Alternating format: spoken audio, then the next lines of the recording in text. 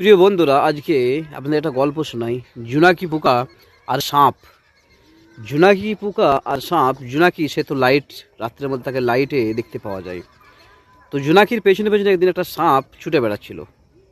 তো হঠাৎ করে জোনাকি তাকে জিজ্ঞাসা করলো যে কী ব্যাপার, তুমি আমার পেছনে কী জন্য ছুটে বেড়াচ্ছ? সাপটা এমন একটা প্রশ্নের উত্তর দিল, আপনি শুনলে অবাক হয়ে যাবেন।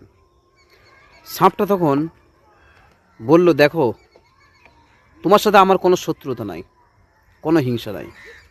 আমি তোমার পেছনে এই কারণেই ছুটে বেড়াচ্ছি, তোমার কিছু মানুষ, আমার কিছু মানুষ, এই যে তুমি চকচক করে ঘুরে বেড়াচ্ছ, লাইট জেলে ঘুরে বেড়াচ্ছ, এটা কিন্তু সহ্য হয় না। তো প্রিয় বন্ধু, বাস্তবে এরকম অনেক মানুষ আছে, আমাদের আশেপাশেই তারা ঘুরে বেড়ায়, আমাদের আশেপাশেই তারা থাকে। সেই মানুষগুলো কিন্তু আপনার উন্নতি কোনোদিন সহ্য করতে পারবে না। আপনি স্ট্যাটাসে থাকেন, বিলাসিতায় থাকেন, শান্তিতে থাকেন, এটা কোনোদিন তারা সহ্য করতে পারবে না, বরদাস্ত করতে পারবে না। তো বেশিরভাগ এই নিজের মানুষগুলোই হয় এরকম।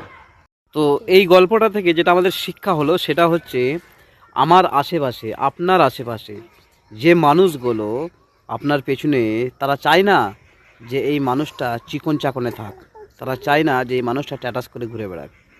তারা শুধু কি চায় বলেন তো? তারা শুধু চায় যে একে কী করে দাবিয়ে রাখা যায়, একে কী করে উন্নতি না করতে দেওয়া যায়। তারা কিন্তু বেশিরভাগ সময় এরকম পেছনে লেগে থাকে।